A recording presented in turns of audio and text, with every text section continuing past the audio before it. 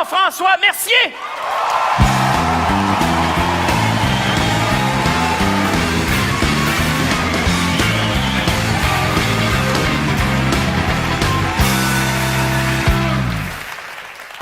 Je vais vous faire un conte de Noël. On est le 7 décembre, Martine s'en va travailler. Elle part de Saint-Jean-sur-Richelieu, puis elle traverse le pont Jacques-Cartier. Mais le pont est bloqué, mais vraiment bloqué. La dernière fois que le pont a été bloqué de même, c'est quand un zouf s'était suspendu après pour revendiquer la garde de ses enfants. Ouais, il avait donné la garde à la mère. Ils ont bien fait. La dernière responsabilité que je donnerais à une irresponsable de même, c'est bien d'élever un enfant. Pourquoi tu viens pas rester en ville comme moi, tu te sauverais tout le trafic? C'est peut-être parce que moi, ça m'intéresse pas de rester dans une ville laide, grise, sale, qui pue, qui m'offre aucune qualité de vie, mais que ça me coûte le gros prix pour rester dans un hostie de vieux 4,5 de marde, qui me coûte une fortune à chauffer, que les planchers sont croches, que même quand je mets les cailles au bout, je gèle comme une crotte. Ah oui, j'en ai mis du saran wrap après vite, mais il n'y a rien à faire, je vois la chaleur s'en aller. Hostie, même la chaleur veut pas rester chez nous. Que je peux pas sortir de chez nous sans me faire quêter de l'argent par des gens pour qui la déchéance, le délabrement et le mépris d'eux-mêmes est devenu un art, d'entendre son voisin chier, puis d'avoir les murs tellement minces que t'as l'odeur en bonus. Tu peux quasiment jouer à deviner qu'est-ce qu'il avait mangé, d'avoir enduré l'hostie de jazz de marde de sa voisine. Mais si c'était juste la musique, mais elle chante la tabarnak!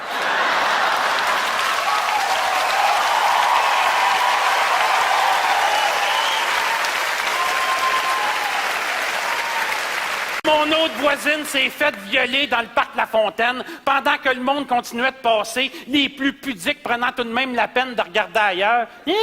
Pourquoi tu viens pas rester en ville comme moi, tu te sauverais tout le trafic? C'est peut-être parce que ça me tente pas d'avoir un Christ de cave comme toi, comme voisin. Donc, Martine reste avec son chum à Saint-Jean-sur-Richelieu. Il a acheté une belle maison sur le bord de la rivière Richelieu. Écoute, de la chambre à coucher, elle voit la rivière Richelieu. Il y a plein d'arbres, des oiseaux. Il y a même une famille de cardinals qui vient dans ses mangeoires. Et dans le temps de Noël, quand tu te sens comblé, tu te sens coupable. C'est pour ça que Martine, pour la grande guignolée des médias, a préparé une belle bouteille de vin rouge, un Lacrima Christi del Vesuvio, 35$ la bouteille. Un vin vraiment excellent. Martine se dit qu'en fait, denrées non périssables, ça clenche la canne de bine. Martine a aussi préparé son petit 100$. Martine n'est pas riche, là. Elle n'aurait pas d'argent pour rester dans une belle maison comme ça avec sa job d'employé de bureau. T'sais. Dans les faits, c'est son chum qui paye, puis il ne se passe pas une journée sans que Martine remercie le ciel de sa chance. Donc, le pont est bloqué. Bon, tu sais, c'est sûr, ça serait facile de construire plus de ponts, plus d'accès à la ville, mais à ce moment-là, quel hostie d'imbécile voudrait rester à Montréal, hein? N'importe qui a un peu d'argent puis un peu de jugeote câlisserait son camp de là, puis ils savent bien trop.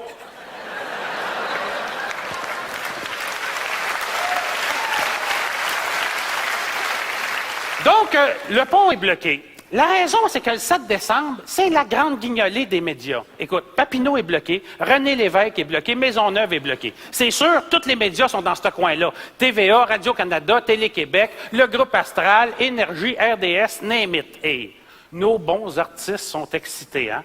On voit Vincent Gratton se démener comme un diable dans l'eau bénite pour quêter de l'argent aux automobilistes, persuadé de faire un pied de nez aux cyniques pour leur montrer que oui, on peut faire une différence. Sauf que le cynisme, il n'a pas besoin de manger beaucoup pour se nourrir. Le quêteux qui était habitué de quêter à ce coin de rue-là, cette journée-là, il n'a pas fait une scène. Non. Lui, il ne peut pas compétitionner contre Vincent Gratton, Marie-Mé et Annie Brocoli. Non, pour lui, ça a fait une crise de différence. Mais là, il va falloir que nos pauvres comprennent qu'il n'y a pas juste eux autres dans la société, puis que la grande guignolée des médias, ça aide bien du monde, à commencer par nos bons artistes. Hein? Parce que quand tu es payé 20 000$ par émission pour animer un show de danse, puis tout ce que tu fais, c'est que tu répètes les mêmes 3 calices de phrases sur des déclinaisons différentes. Tu as beau te répéter que c'est le marché qui veut ça, tu as de la difficulté moralement à justifier ton salaire. Tu te dis que si je peux me servir de mon prestige pour aller chercher un peu d'argent pour les moins bien nantis, ça justifie un peu mon existence. C'est un maigre tribut à payer pour ainsi fourrer le destin.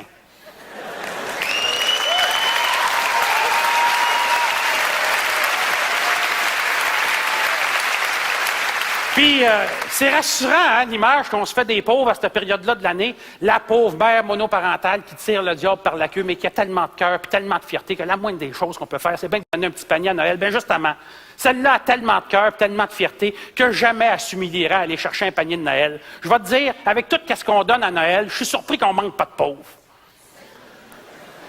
Donc, le pont est bloqué, mais vraiment bloqué.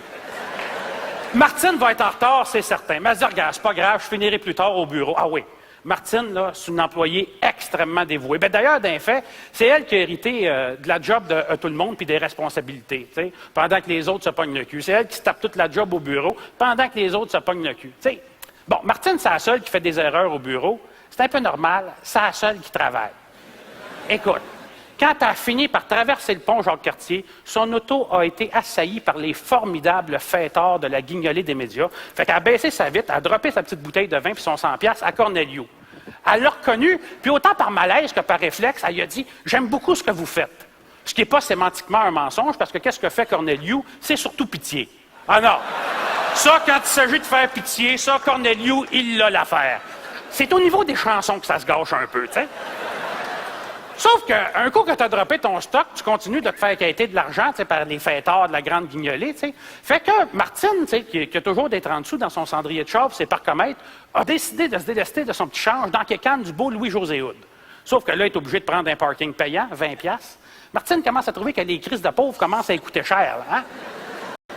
Martine est arrivée au bureau avec 2 heures de retard. L'humeur de la grande patronne avait déjà été passablement émoussée par le trafic de la grande guignolée des médias. La grande patronne a pris tout le monde par surprise quand elle a congédié Martine. Martine restait bouche bée, autant par incrédulité que par la douleur de l'injustice.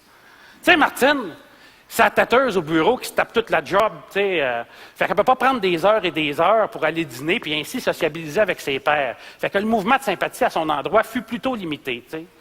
Mais de toute façon, elle avait tellement de motons dans la gorge qu'elle s'est contentée de vider son bureau en retenant ses larmes le mieux possible. Elle n'a même pas été prendre ses emails. Si elle l'avait fait, elle aurait vu que la Française qui passe ses grandes journées à surfer sur Internet, il avait envoyé à elle et aux autres employés la dernière vidéo comique qu'elle avait trouvée sur le net, soit un gars qui se rentrait un furet dans le cul, une pièce d'anthologie. Au lieu de ça, elle s'est contentée de vider son bureau, une couple de photos de son chum, une couple de photos de son chien biscuit, puis c'était fait, en route pour Saint-Jean-sur-Richelieu. Sauf que ça avance pas super bien à cause du trafic de la grande guignolée des médias. Ouais. Il y a un paquet de clowns qui profitent qu'elle ne peut pas avancer pour cogner dans sa vitre de char puis shaker le canne de petit change. Martine, elle essaie d'ignorer le baboune de bien-pensant qui a juge de rien donner. Martine arrive à une lumière, il y a un squidgy. Elle le reconnaît parce qu'elle lui donne souvent de l'argent. Elle ne sait pas c'est quoi son nom, mais elle l'a baptisé Spider-Man à cause qu'il y a une toile d'araignée tatouée dans le cou. T'sais. Le squidgy, lui, est trop fait pour reconnaître Martine. T'sais.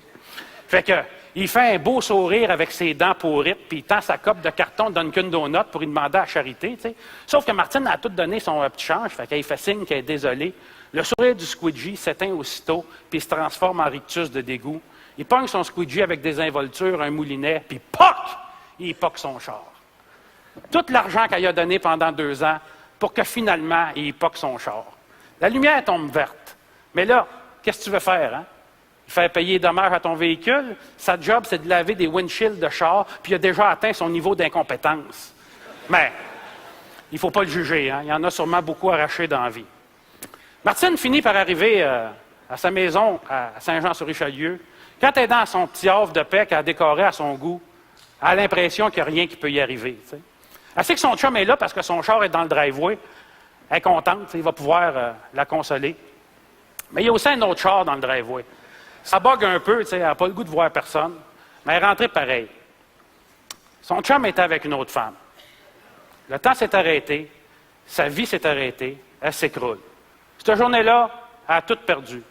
Plus de job, plus de chum, plus de maison, plus de chien, plus de char, plus de famille de cardinal qui vient dans ses mangeoires, plus une scène.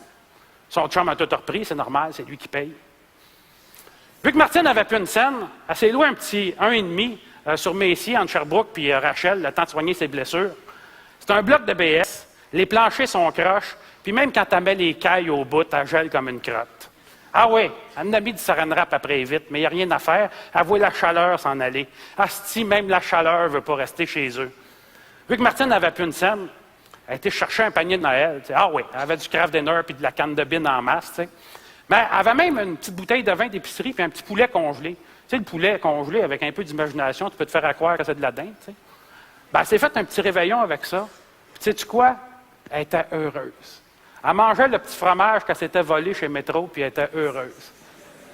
Ça doit être ça qu'on appelle la magie de Noël. Après, elle est allée prendre une marche dans le parc La Fontaine.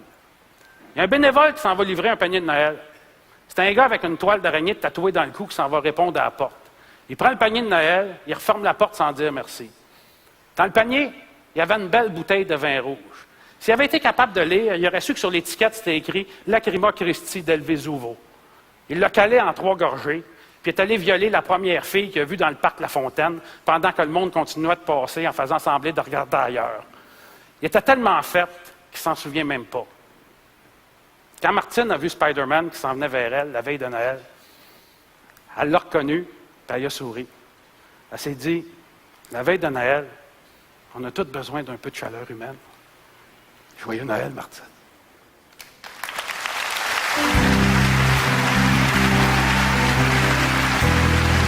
C'était Jean-François Mercier. Jean-François Mercier.